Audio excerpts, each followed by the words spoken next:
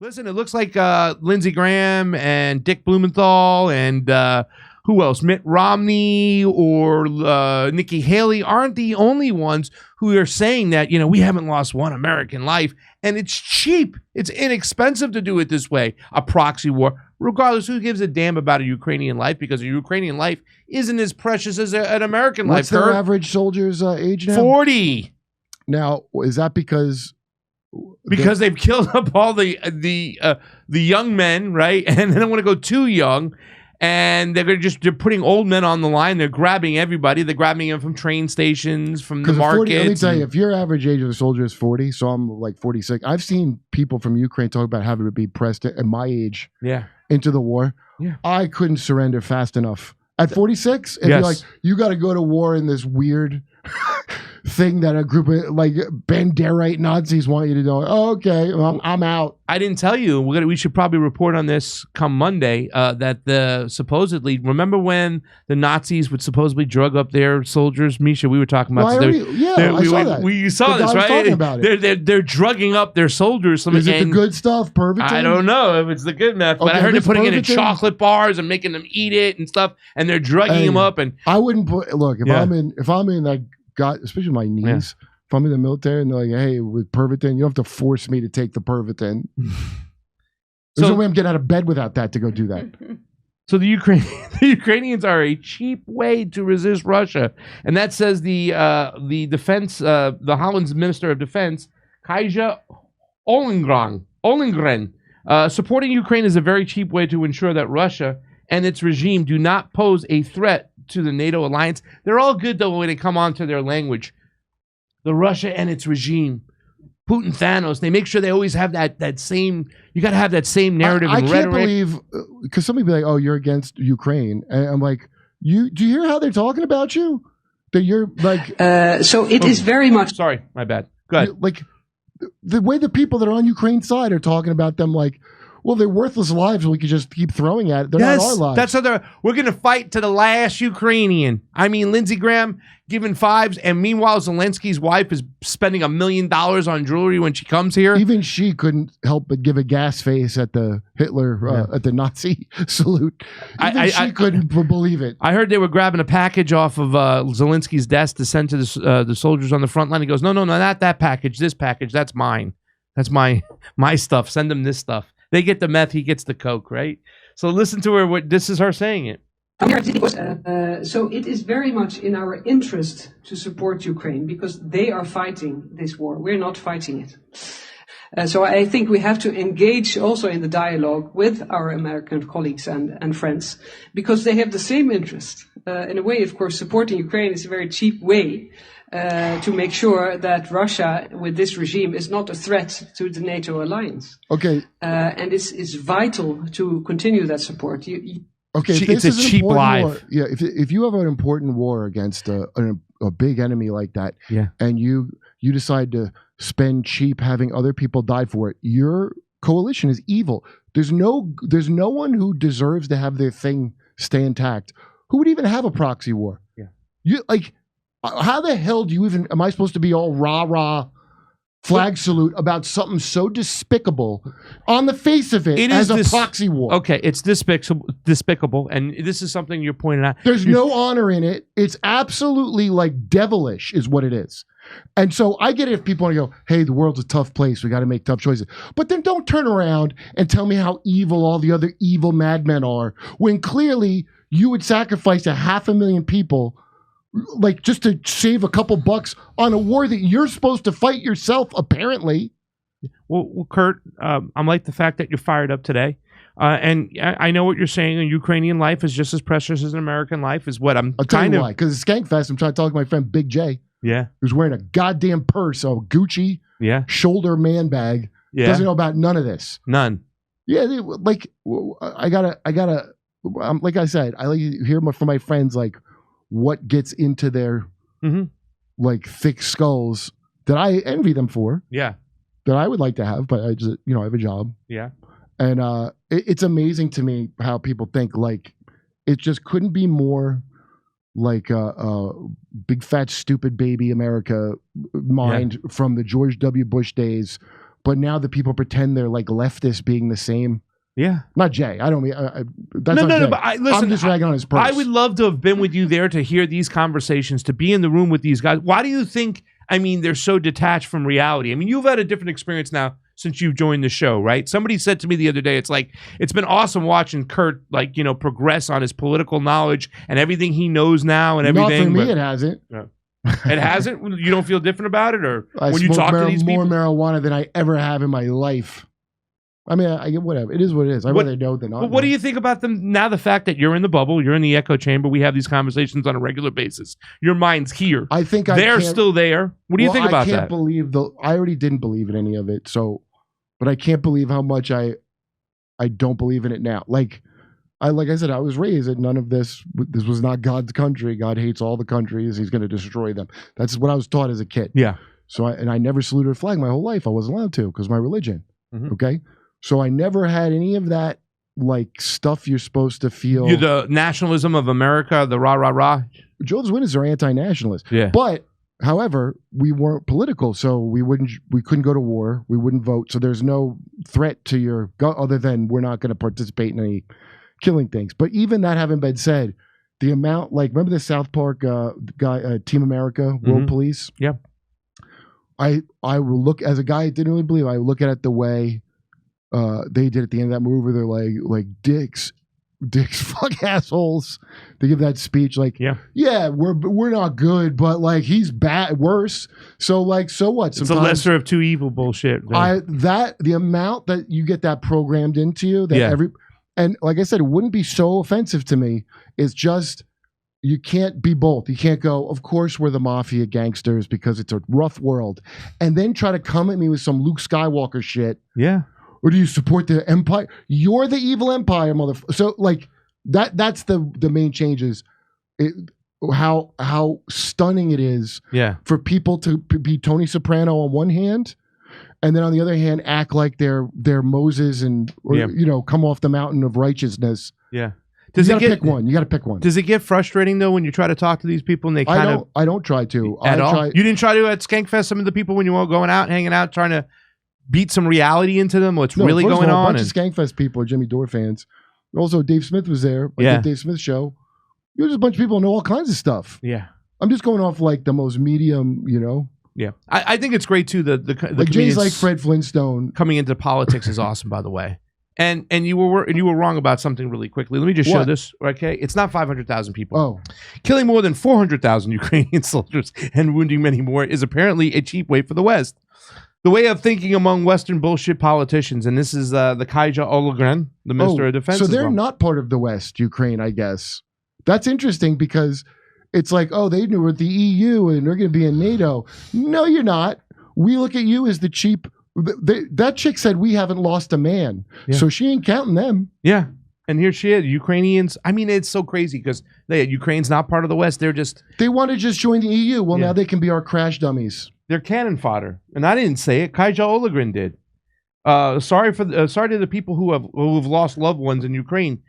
You do not deserve this. I would like to show the squad and all those people, force them to sit down and see Ukrainian mothers and fathers crying of what's going on, seeing soldiers crying of what's going on. I don't know if you remember that one video we had one time where it was a Ukrainian soldier in the car and he's just crying, bawling. He's like, F you, Zelensky, for doing this. I lost my friends. I lost my favorite. Right. You will die one day in hell, you son of a bitch. And he's crying and he's hysterical and he can't happen. And the guy's got blood on his whole uniform. And it's just disgusting. No, I never saw that. I would like the squad and all the members of everybody supporting this war to sit down and watch this stuff. I'd like to see Lindsey Graham sit down and watch this stuff. Ukrainian lives that are lost in this country as cannon fodder, as puppets of the West. It's truly fucking disgusting, and I wish people will wake up and just push back against this. I'd like to see that Hunka guy from Canada be forced to enlist at 98. Yeah, because we're losing so many men.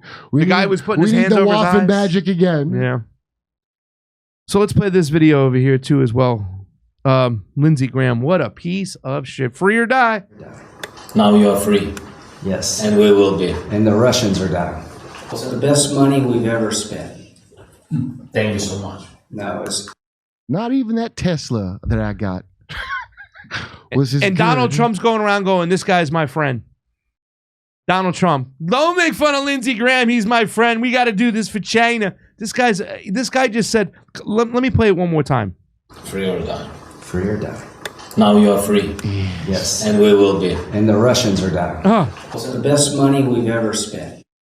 Is it the best though? Not going to the moon. Kurt, how disgusting of a comment is that? How disgusting of a comment is that? They're dying. It's the best money we ever spent. I just, like I said, a bunch of people I'll see like looking on video for like a guy's eyes to turn into lizard eyes while they're talking. Yeah. And you don't have to look for that. These people are vicious, evil, whatever the hell they are, right in front of you with no illusions or it's just right. None of it's top secret. It's right in front of your face. And like I said, I look at the Iraq war and the Afghanistan war as a 20-year devil sacrifice. Yeah.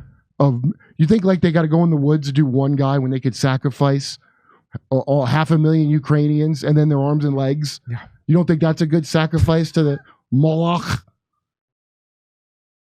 So this is this donkey over here. This is Michael Bennett, and you have to just think about the education, the Empire education, the programming, the CIA, and the movies. I'll never forgive Sylvester for Stallone. No, why for Tom Hanks? Which movie? Saving Private Ryan or propaganda movie? That he makes? The worst one was Rambo 2.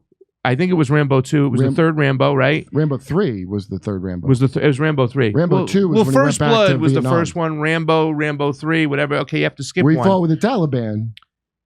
He fought with the Mujahideen at the time. It wasn't even the Taliban yet. It was Al-Qaeda.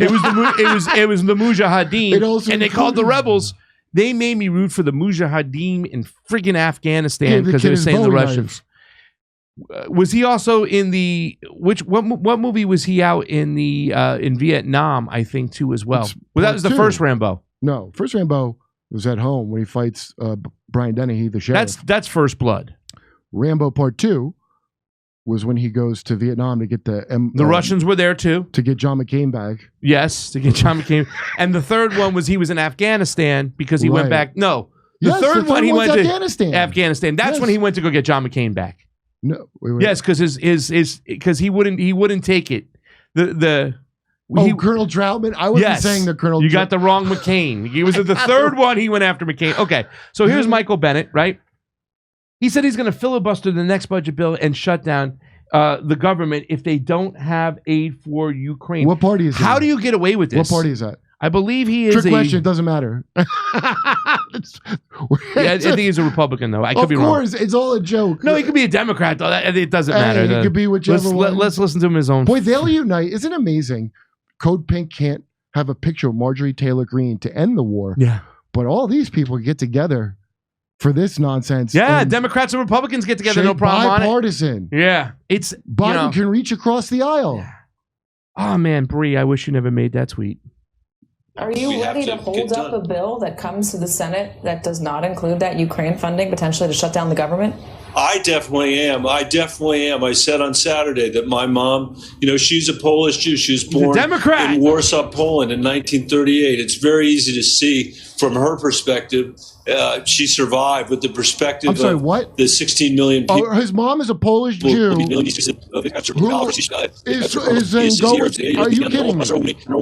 He's rewriting history. I definitely am. I said on Saturday that my mom, she's a Polish Jew. She was born in Warsaw, Poland in 1938. And the Russians liberated Warsaw. And it was specifically the Ukrainian SS that killed a bunch of them. The Waffen. Very easy to see from her perspective. She survived with the perspective of the 16 million people that were killed in Ukraine and Poland during World War II. How they get forgotten by politicians here that seem to, be concerned with a different set of imperatives. And Katie, I don't think this is a moment for politics. It's not a question of when we go home, do we stay here? Do we make a trade for this or do we make a trade for that? As Zelensky said, he said, we're giving our lives. We're asking you to give your money. I think that we've given a little over $70 billion, which is less than what the Europeans have put it. Same rhetoric, though, by the way. Yeah, we got it for a discount, only $70 billion. It's over $100 billion, first of all. How do you bring that up in World War II in Poland and then I mean, what? That's crazy. They're trying to rewrite history. I can't even say it. Rewrite history. Whitewash it. They're trying to rewrite it. They really are. I mean, this is crazy. The fact that he is conflating this. It's like, okay, if your grandmother was a Polish Jew, what are you, Holocaust in Warsaw? That's just about what they're doing. They're forgetting about what they did with the Warsaw ghettos, with the Nazis did. Was his mom there, or is it his? I don't believe. I'm going to say I think his story. I don't believe his mom had anything of the sort to support. And all the same talking points. Oh, that we haven't donated as much as the European countries. Look at us. Oh my God! It's a discount, ladies and gentlemen. It's only 3.5 of our military budget. Well, that tells me two things. Number one, the military budget is way too high. That's not a good thing when you say that huge amount of money is only 5%. It does make me say, what do you spend? Yeah. And number two, you think that the American people are idiots because that money that was spent could be spent on us at home, our infrastructure, our healthcare, our education. Like Brianna Joy Gray says. She's right. They would never do this for healthcare, living wage. Flint, the PRO Act, police reform, Uvalde, or literally anything that helps poor or working class Americans. So then why aren't you being happy the fact that they're coming together? Why would we help anyone in this country? What is this, Putinist Russia? Yeah. And the thing about it is, oh, you want socialism. No. How about the fact that we just spend a couple bucks on us here at home? Tell you what, how about we spend that money differently? Look, not on war. Go ahead. First of all, you want socialism? Like, will you tell me what that is? Number one, because I want to know what you think it is. Yeah. Secondly, you could have some of the dumbest, I say, waste the money on non-workable social programs and then start them up again when they fail, and do that about 20 times, and it won't even be a drop in the bucket of what you wasted murdering people. Okay? Go pay everyone reparations. I told you, reparations for slavery. Pay everybody. Pay a few of the wrong people. Then you'll have enough money left over to pay white people who feel sad that you paid reparations. That's how much money we wasted on this.